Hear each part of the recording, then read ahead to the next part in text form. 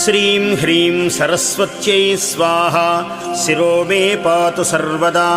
श्रीं वाग्देवतायै स्वाहा फालं मे सर्वदावतु। ॐ ह्रीं सरस्वत्यै स्वाहा इति श्रोत्रे पातु निरन्तरम्। ॐ श्रीं ह्रीं भगवत्यै स्वाहा नेत्रयुग्मं सदावतु। ऐं ह्रीं वाग्वादिन्यै स्वाहा नासां मे सर्वदावतु।